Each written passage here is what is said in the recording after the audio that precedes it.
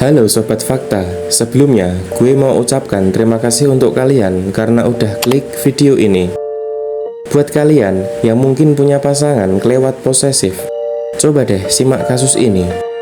Well, kali ini kita akan bahas satu kisah yang lagi viral dari kota Pemantang Siantar yang bikin bulu kuduk merinding, di mana seorang wanita tewas setelah ditusuk menggunakan obeng pada bagian tengkuk leher dan tembus sampai ke tenggorokan oleh kekasihnya sendiri. Yang mana pada saat membunuh, si pelaku justru terus berucap, "Sayang kali aku samamu." Kalimat itulah yang terus diucapkan ke telinga korban, sampai akhirnya korban tewas. Sadis bener. Bagaimanakah kasus ini bermula?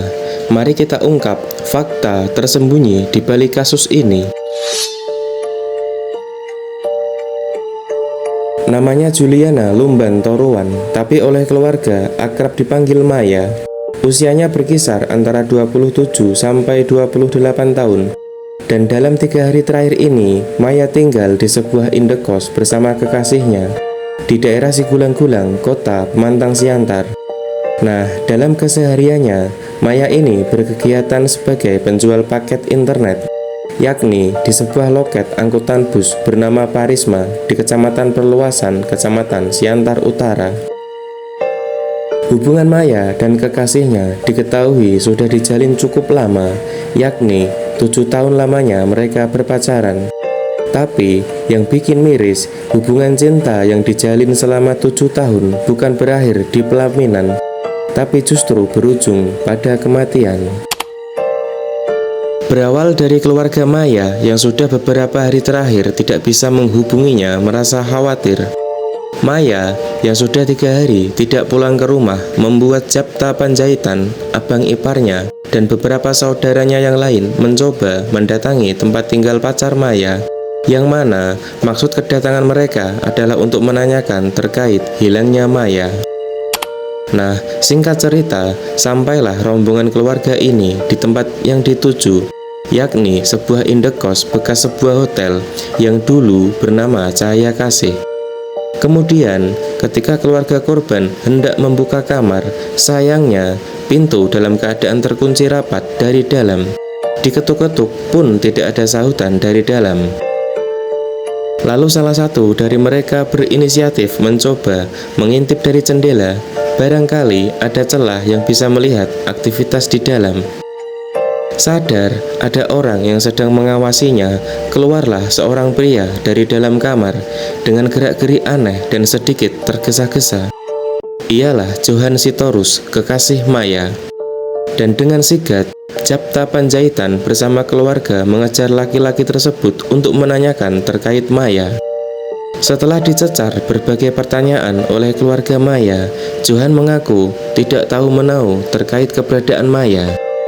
Gelagat Johan yang berbelit-belit dan terkesan ada yang ia tutupi membuat keluarga Maya merasa geram. Maka, keluarga Maya terpaksa menyeret Johan ke Polsek Siantar Utara dengan tujuan agar si Johan ini mau terbuka terkait keberadaan Maya. Dan setelah sampai di Polsek Siantar Utara, keluarga korban mencoba menjelaskan terkait tujuan mereka kepada petugas. Secara tidak langsung, keluarga Maya ini pasti bingung. Di satu sisi mau mencurigai si Johan, namun dengan minimnya bukti, dan si Johan tetap bungkam terkait keberadaan Maya. Akhirnya, oleh petugas piket SPKT, keluarga korban diarahkan untuk membuat laporan orang hilang ke Polres Pemantang Siantar, supaya kasus ini sepenuhnya bisa ditangani langsung oleh pihak kepolisian. Nah, bukannya pergi ke Polres Pemantang Siantar untuk membuat laporan, Japta Panjaitan justru kembali mendatangi indekos tempat tinggal Johan Sitorus. Ia menemui penjaga kos bernama Junho Tambunan untuk melihat ke dalam kamar Johan. Namun naas, setelah membuka kamar tersebut, korban Juliana alias Maya ditemukan tewas dengan kondisi ditutupi oleh kasur. Maya diperkirakan sudah meninggal beberapa hari yang lalu. Hal ini dibuktikan dengan kondisi mayat yang sudah mulai mengeluarkan bau busuk dan sudah membengkak pada bagian wajah. Penemuan ini tentu membuat Japta Panjaitan dan saudaranya merasa sangat marah dan terpukul. mereka langsung bergegas kembali ke Polres Siantar Utara guna melaporkan bahwa mereka telah berhasil menemukan korban dengan kondisi telah meninggal dunia. Malam itu, Kamis 19 Juni 2025, Maya berpamitan kepada keluarganya bahwa ia akan pergi sebentar. Yang ternyata Maya itu pergi ke rumah Johan yang merupakan kekasihnya. Ia berencana untuk tinggal di sana. Bisa dibilang, si Maya ini memang berniat kabur dari rumah. Pada malam naas itu, Maya dan Johan sempat terlibat adu mulut terkait kedekatan Maya dengan teman lelakinya.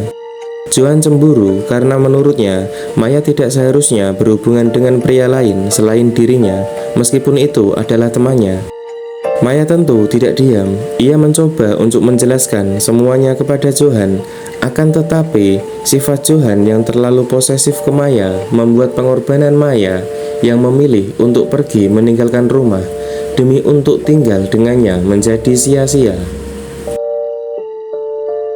Malam itu, Maya mungkin sudah lelah meladeni argumen yang disampaikan Johan hingga ia memutuskan untuk tidur, disusul oleh Johan kemudian. Nah, karena rasa cemburu yang sudah tidak tertahankan, Johan ini bangun dan mengambil sebuah obeng yang ia gunakan untuk mengganjal jendela kamar.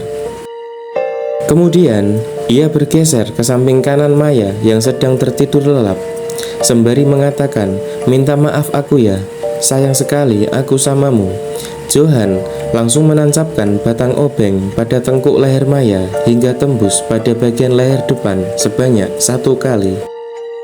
Kemudian, Johan mencabut obeng tersebut dari leher Maya, lalu melemparnya. Seketika itu pula, cairan merah mengalir deras dari leher Maya. Maya berusaha menutup luka tusuk di lehernya, akan tetapi dengan cepat, tangan kiri Johan langsung mencekik leher Maya, sembari tangan kanannya memeluk erat tubuh Maya. Diikuti kedua kaki Johan dirapatkan untuk mengunci kedua kaki Maya agar Maya tidak bisa bergerak. Maya pun hanya bisa meronta-ronta tanpa bisa memberikan perlawanan yang berarti sebab Johan terus menguncinya dengan erat sekuat tenaganya. Setelah dirasakan tubuh Maya mulai lemas dan tidak berontak, Johan dengan pelan-pelan melepaskan kunciannya dari tubuh Maya. Kondisi Maya saat itu sangat lemas dan nafasnya juga sudah mulai berat. Kemudian, Johan dengan segera melepaskan kaos yang ia kenakan untuk menutup luka pada leher Maya.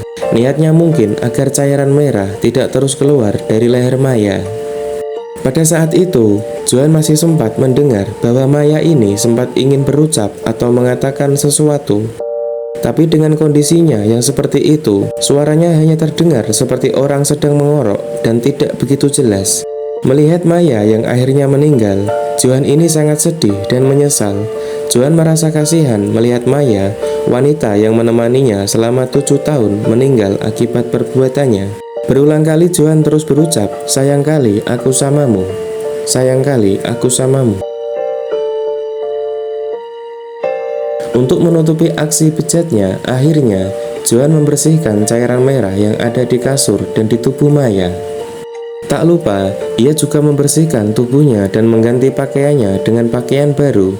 Selanjutnya, Johan sempat keluar kamar untuk menghilangkan barang bukti seperti obeng dan pakaian yang awalnya ia kenakan. Nah, dan kejadian itu baru ketahuan pada hari Sabtu 21 Juni 2025 saat keluarga Maya mendatangi hotel tempat tinggal Johan, yang berarti bahwa mulai tanggal 19 sampai dengan 21 Juni Johan menyimpan mayat Maya di dalam kamarnya. Dan kini Johan telah ditahan oleh Polres Pemantang Siantar untuk mempertanggungjawabkan perbuatannya. Tetapi luka yang ia tinggalkan di hati keluarga Maya pasti tidak akan pernah bisa hilang. Dan semoga Maya tenang di sisinya. Kalau menurut kalian, apa yang bikin Johan bisa sampai melakukan perbuatan senekat itu? Tulis pendapat kamu di kolom komentar. Dan jangan lupa tekan like, share, dan subscribe agar kamu tidak ketinggalan kisah-kisah tragis lainnya yang bisa jadi pelajaran untuk kita semua.